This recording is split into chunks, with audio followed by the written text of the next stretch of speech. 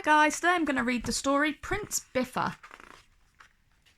Once upon a time, there was a little prince called Norman. He looked angelic, but he wasn't. When Princess Prudence wouldn't play soldiers with him, he stamped on her toys. He thought he was being so clever and tough. When she wouldn't give him her bag of marbles, he pushed her over and took it anyway. Wow, he thought he was a real hero doing that. "You're a pest," said Princess Prudence. But Norman took no notice of her. After all, she was just a girl. "It's the way I get people to do what I want," he said. When Norman was a bit older, somebody gave him a sword. He was delighted. He walked around biffing things with it. He even biffed people. He had a wonderful time on the Crusades, biffing absolutely everybody. He jousted and fought duels. He thought he was very big and tough, but everybody else thought he was a big pain. He went around fighting other princes. He made their lives a misery. Act tough was his motto, and people nicknamed him Biffer. "I'll buy you a dozen cream bums if you stop being horrible," said Princess Prudence. But Norman thought he was wonderful just as he was. Princess Prudence didn't. She decided something had to be done. One day, Norman was rampaging around the forest, looking for someone to fight. Suddenly, he came across Princess Prudence tied to a tree. "What are you doing here?" asked Norman. "Oh, the wicked wizard captured me," cried Prudence, "and left me here to be eaten by the dragon." "Oh, really?" said Norman, yawning. He wasn't a bit sympathetic. "Save me," entreated Prudence. "Saving people is boring," said Norman. "I'd much rather fight them." "Oh, you're mean and selfish," said Prudence. "I hope that the dragon eats you up too." "Well, he won't," retorted Norman. "I'll biff him first." "Here he comes," cried Princess Prudence. Norman bravely hid behind the tree. The dragon roared into the clearing, huffing and puffing. "Aha!" he cried. "A beautiful princess." "Oh, you won't gobble me up, will you?" asked Prudence. "Oh, I wouldn't dream of it," replied the dragon, horrified.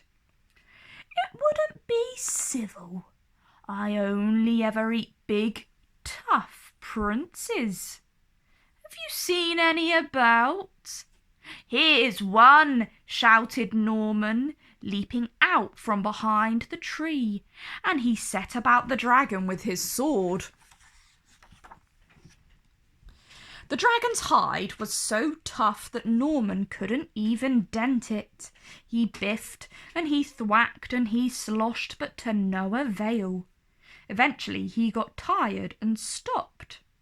"Now," said the dragon, "I'm going to eat you." "Oh, don't do that," begged Norman. "Why ever not?" asked the dragon, puzzled. "Because it's a horrible thing to do," said Norman. The dragon pondered. "That's not a very good reason," he replied. "And anyway, why should I take any notice of what you want?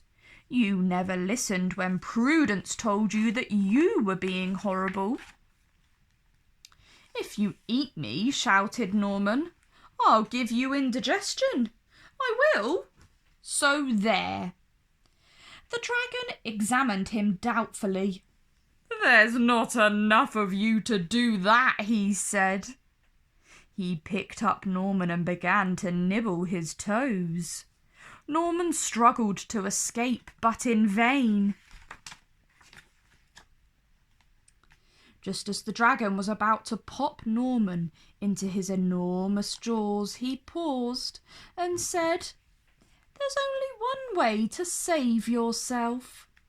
"Oh, I'll do anything," howled Norman. "Anything." "Very well," said the dragon with a twinkle in his eye. "You must ask Princess Prudence to save you." Norman was horrified. "What? Ask a girl to save his life? Him? Big, bold, tough Norman? No," he cried. "Then," said the dragon, "I shall eat you." He opened his mouth much, much wider. "Save me, Prudence," cried Norman. "Why should I?" asked Prudence. "If you do," said Norman, "I'll never biff anyone again."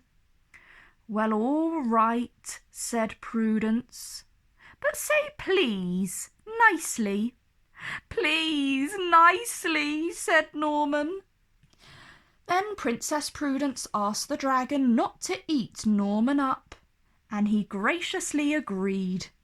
And so it was that the lovely Princess Prudence saved Norman's life, and she took him back home with her to tea, and they ate a dozen cream buns. Norman never realised that the dragon and Prudence had tricked him, but he did realise that you don't have to biff people to get things done. The end. If you guys enjoyed that story, like down below and subscribe to my channel for more.